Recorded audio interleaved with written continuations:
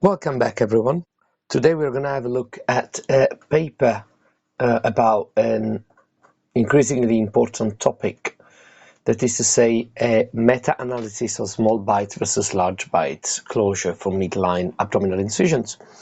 After that, I'll be talking about repeated measures ANOVA with some examples using Jamovi. I'll leave you to it. I'm Constantine, and I'm presenting this paper with one of my colleagues in PINDAS, Obafemi, who is an ST5 in Upper GI. The topic I've seen is quite interesting because there's been debates here and there, people enforcing you to do, and then the evidence are there, but it doesn't seem to be adopted. So we're looking at this systematic review today with trial sequential analysis of randomized control trial on this topic. It was published by Al-Rashidi et al. In the World Journal of Surgery, and that was this May.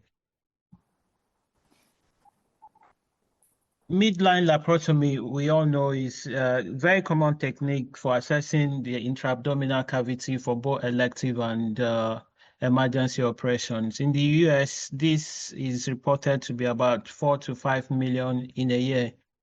In the UK, I couldn't get the data I wanted to compare, but from the NILA study, about 30 to 50,000 laparotomies, emergencies are done yearly in the UK.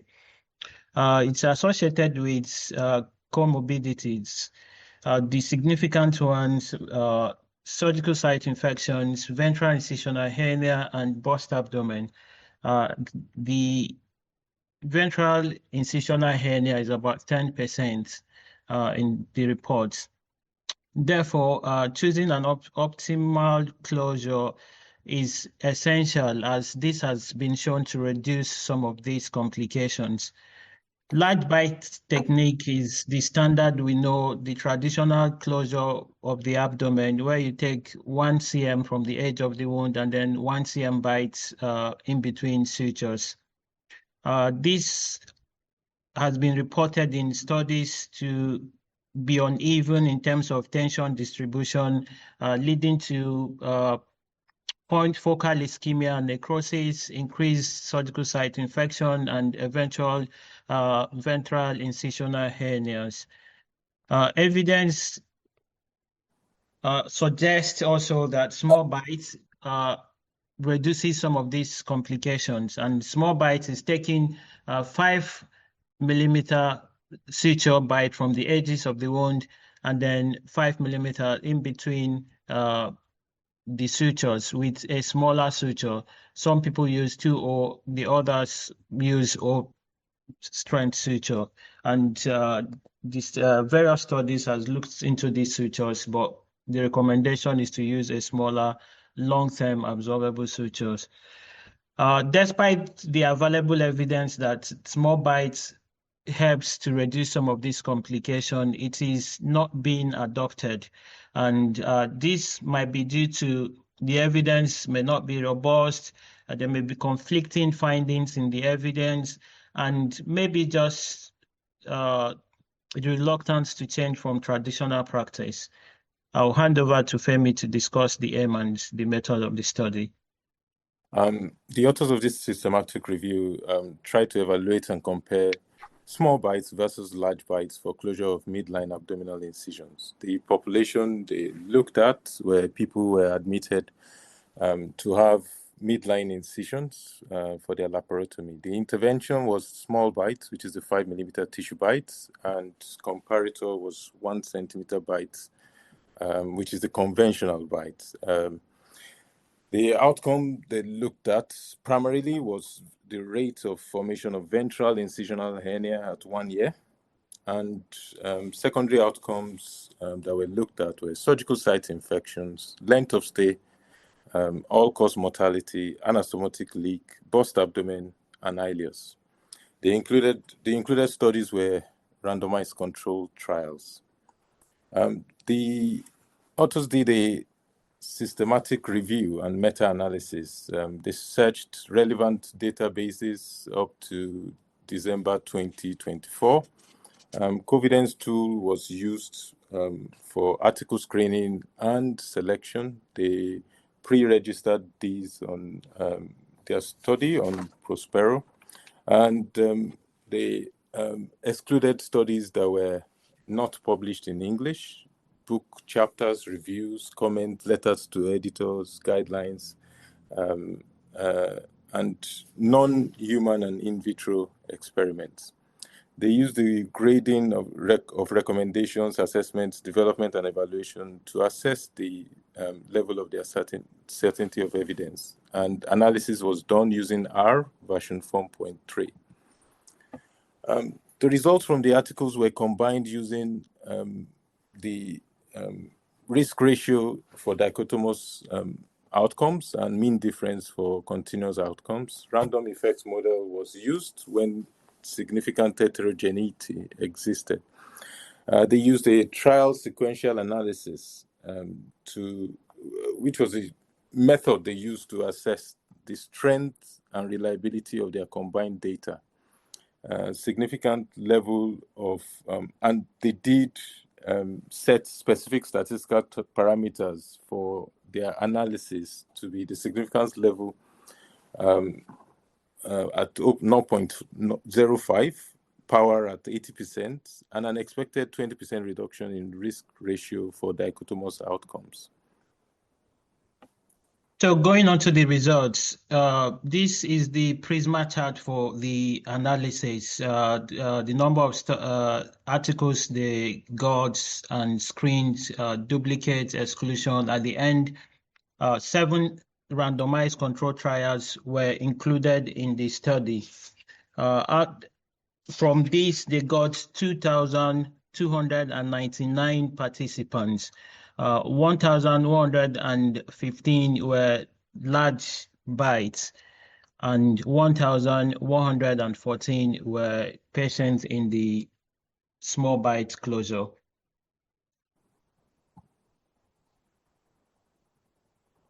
For the risk of bias assessment, the authors assessed the risk of bias in the study and stated that only one study had significant risk of bias. And the reason for this was they could not ascertain the randomization in the study. That's the study by Milburn et al. And the other had minimum or no risk of bias. For the primary outcome, which is ventral incisional hernia at 1 year,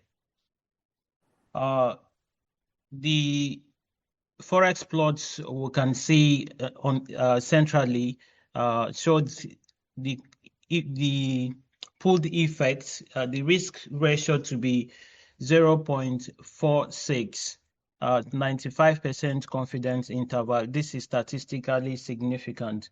And this could be interpreted to mean that about 44% of those in the large bite or 44% more patients are likely to have ventral incisional hernia at 1 year in the large bite closure.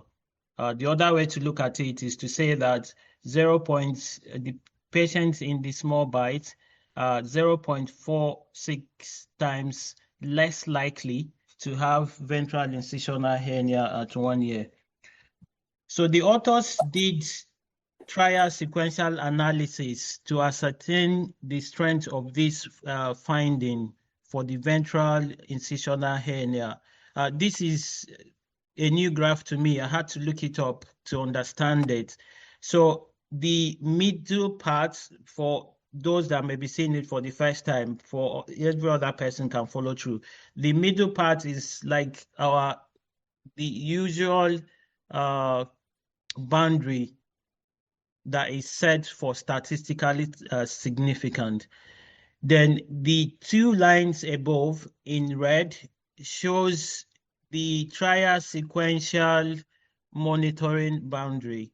And looking at any study, if the Z-curve statistics crosses the 2 lines, it simply means whatever that is being tested on is statistically significant.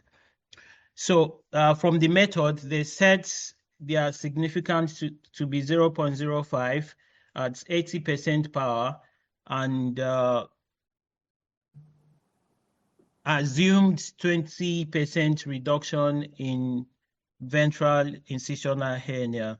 And when it was plotted on this trial sequential analysis, the total participants required to power the study is about 7,000. That is that area. It's quite small, on 7,139 patients, which in this study, the participant is 2,299.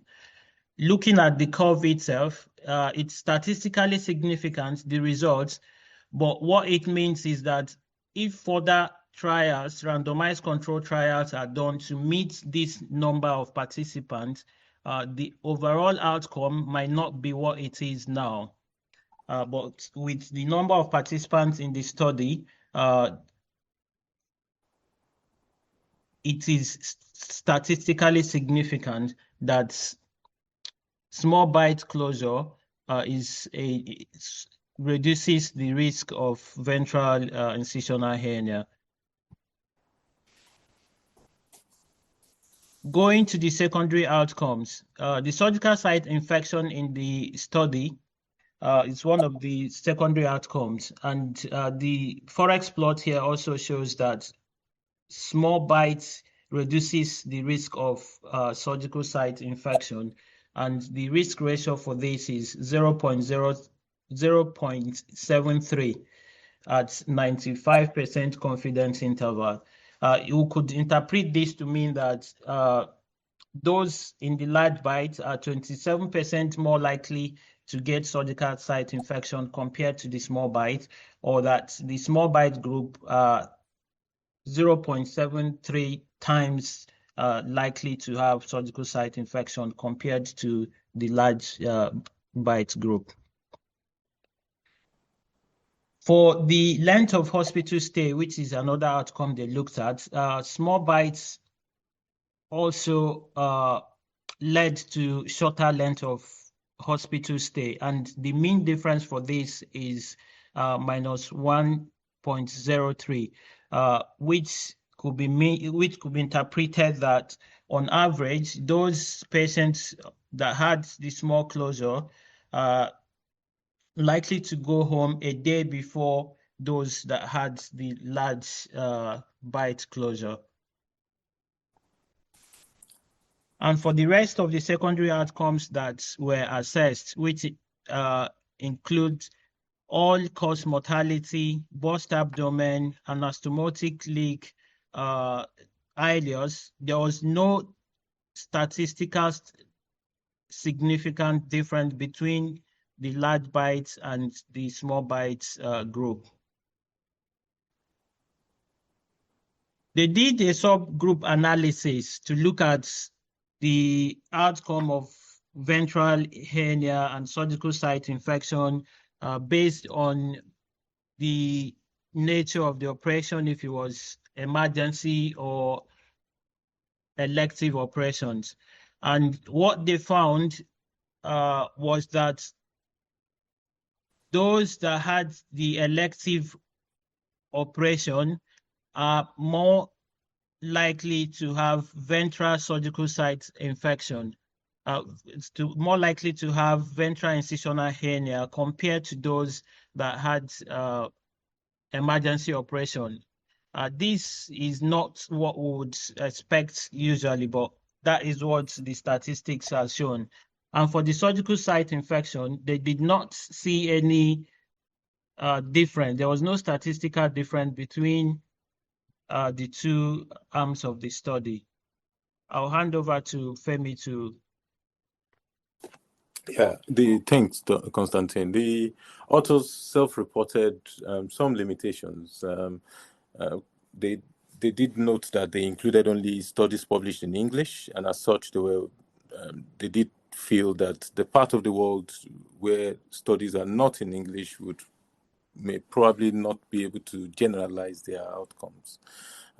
Again, heterogeneity in study populations, outcome definitions, and variations in follow-up duration could also limit our interpretation of these data. Because some of the randomized control trials actually looked at outcome at 6 months, and they tried to analyze their reports differently, but again, this would affect our interpretation of these data. Shortage of standardized diagnostic protocols for complications. Some people diagnose their hernias based on image findings, others was clinical analysis. And again, some surgical site infections that were interpreted were reported differently across different studies. Variability in the BMI of included population.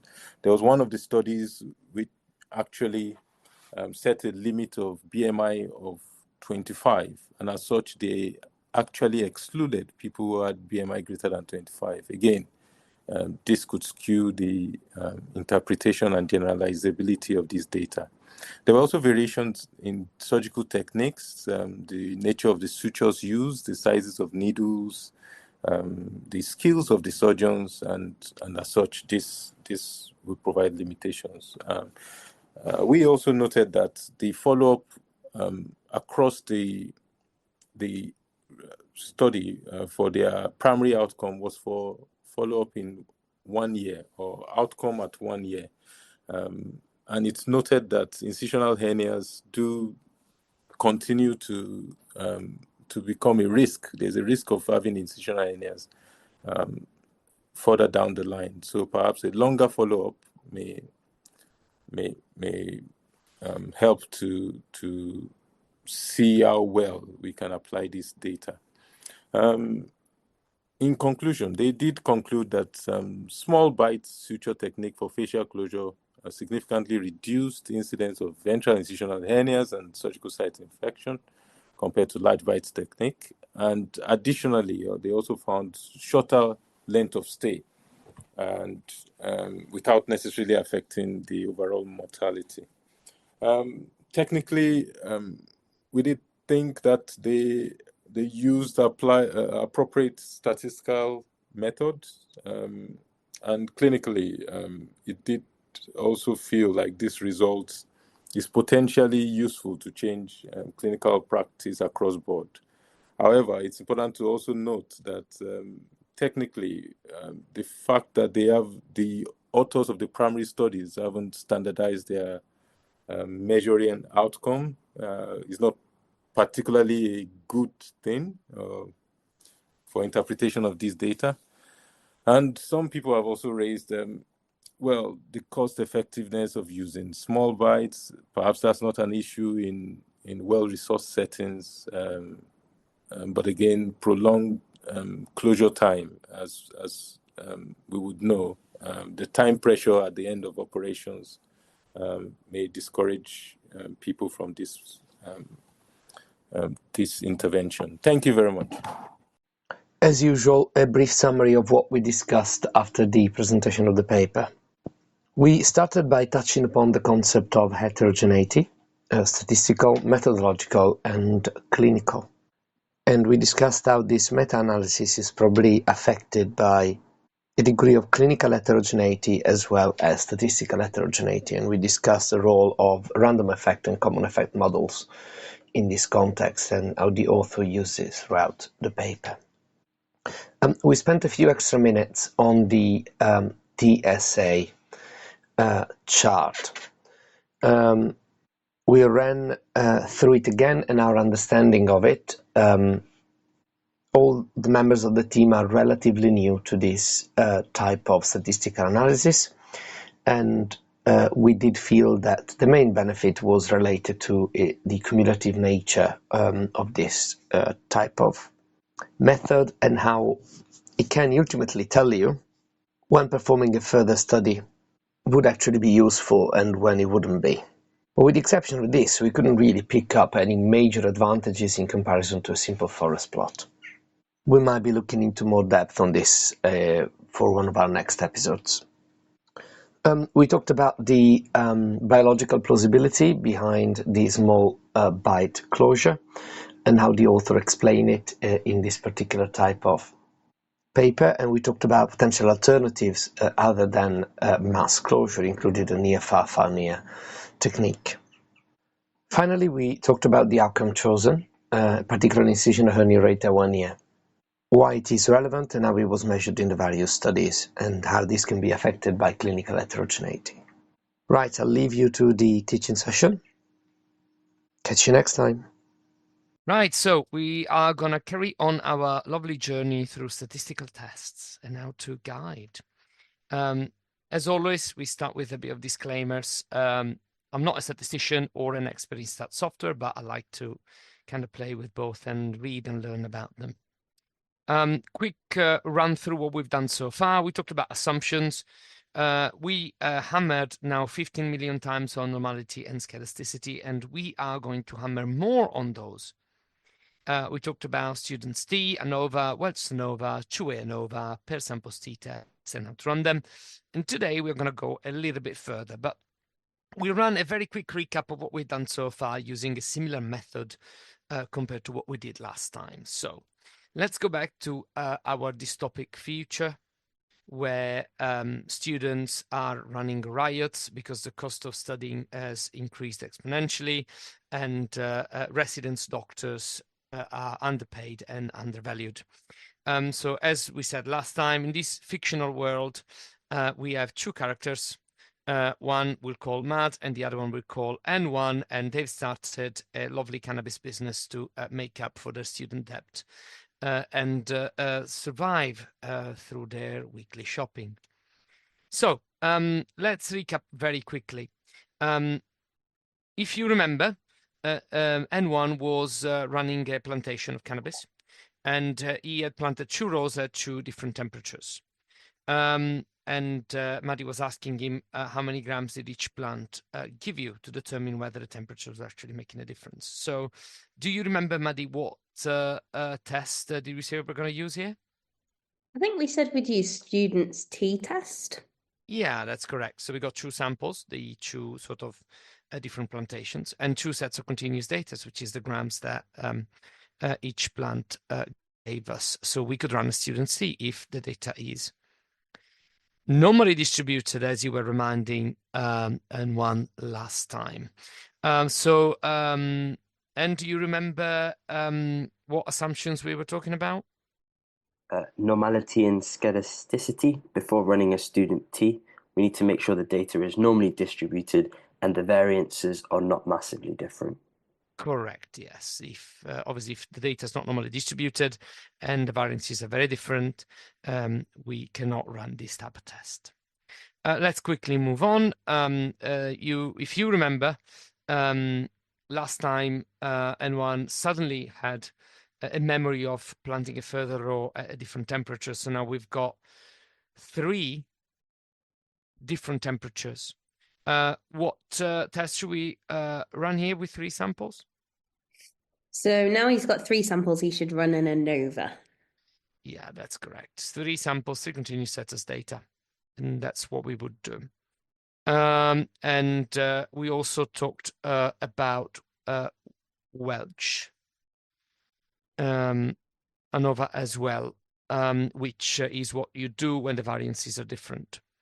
Now, if you remember, N1 also decided to try some different types of fertilizers on his different temperature plants. So we now have 3 rows using different temperatures and different fertilizers. So what test should we run? A 2-way ANOVA. Yeah, that's correct. So we are looking at 2 variables in this particular instance.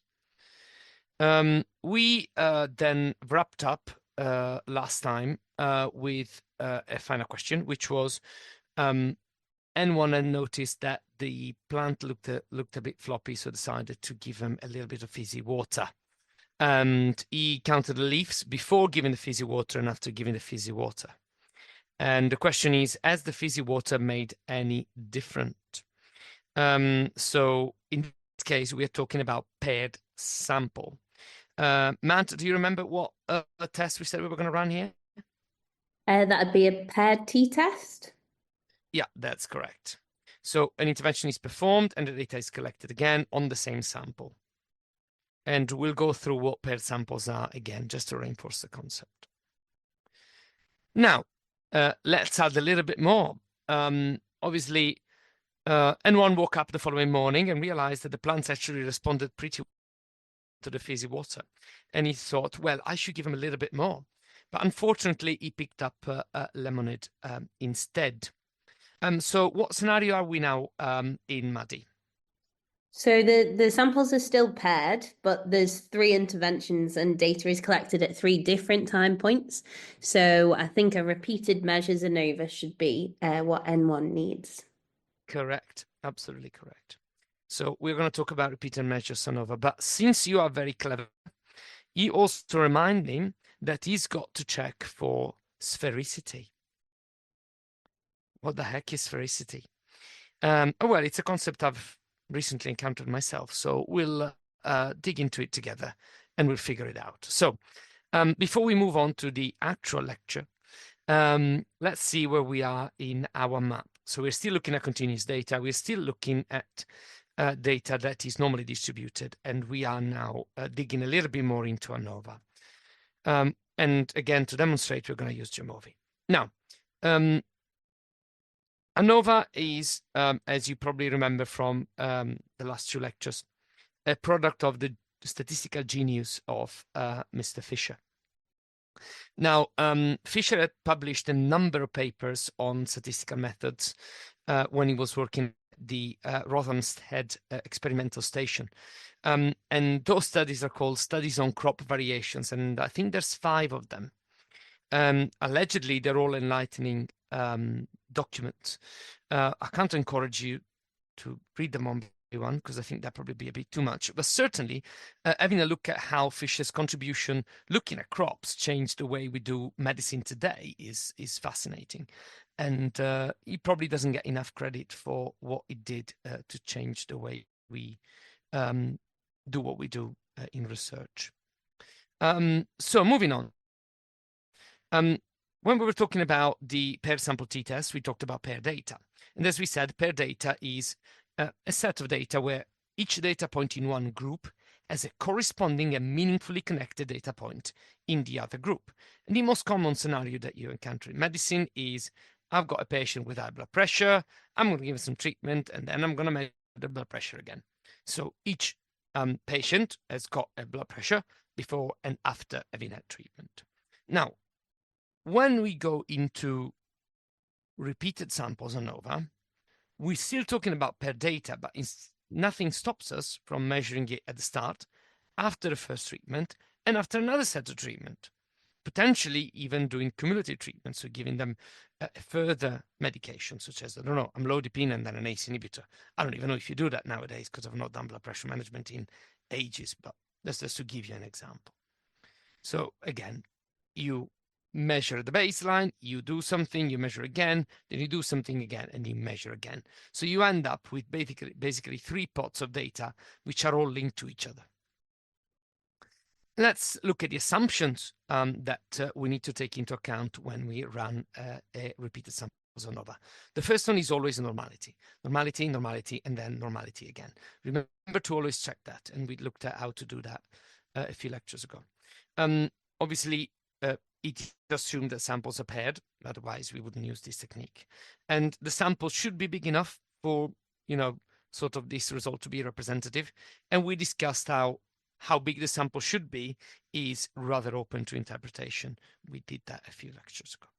Now, let's talk about assumption number 4, also called sphericity. Now, before we actually explain what sphericity is, I need to tell you a couple of things about levels and scores. Now, when we run a repeated measures ANOVA, we talk about level. A level is a point when the measure is taken. Let's talk about blood pressure. It's the blood pressure baseline. Baseline is one level. Then we give the meds. We measure 3 months down the line. So 3 months down the line is another level. And then 3 months down the line again, and that's another level. So we got level 1, level 2, level 3. And then we talk about scores. Scores are the values that are recorded for that particular subject at that particular time point. So for level 1, patient Jack has got a blood pressure, which is his score at that point. At level 2, Jack has got a different blood pressure, which is his score at that particular point, and so on. I hope it makes sense so far. Now, when we talk about sphericity, we need to look at the difference between scores, so in this case, the value of the blood pressure, between the different levels. So if we measure a blood pressure at time point 1 or level 1, as it is highlighted here, and then we measure at level 2 and then at level 3, we then have to calculate the difference between the score at time point 1 and the score at time point 2. The score at time point 2 and the score at time point 3, and the score at time point 1 and the score at time point 3. So the difference between any two levels, and the variance between the different levels for this difference that we calculated has to be constant, or at the very least, not dramatically different. And there is a specific test that you can run to check that that is the case. And Jamovi allows you to run that test. I hope it makes sense, but we'll have a look at a pragmatic example. So going back to my lovely dissertation, if you remember, and it's probably now imprinted in your brain as much as it is in mine, I did collect data about papers that were advertised on Twitter by a number of publishing journals. And for the purpose of this particular example, let's assume that those papers were treated first using simple text, then using a picture, and then using a visual abstract. Now, this was done sequentially. So basically, we've got the same papers, and we've got 3 different levels: text, picture, visual abstract. Let's have a go at doing it with Jamovi. Now let's go back to our lovely overall data set. So the repeated measures ANOVA is conveniently found under ANOVA, and it's actually labeled pretty well. Now, slightly more complicated than normal. You've got to actually name the levels. So for the purposes of this example, we're going to name them text. The second one is going to be named picture.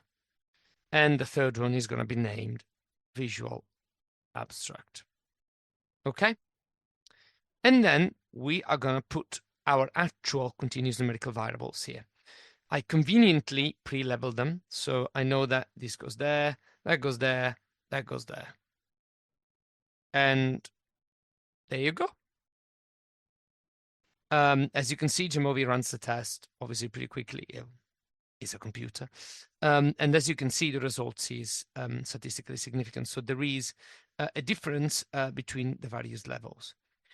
You can also look at the between subject effects, and you can also conveniently check the assumptions.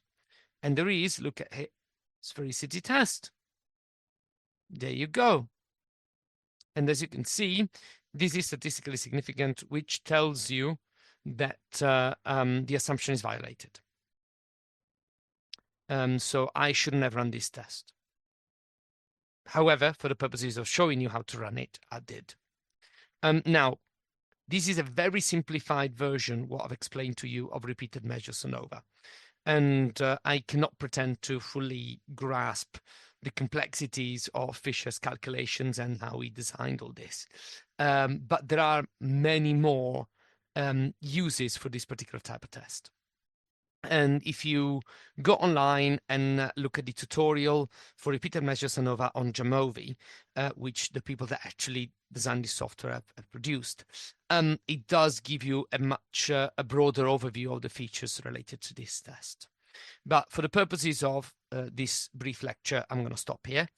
I hope it is reasonably clear, the purpose of the test, and a relatively simple application of it. Thank you, guys.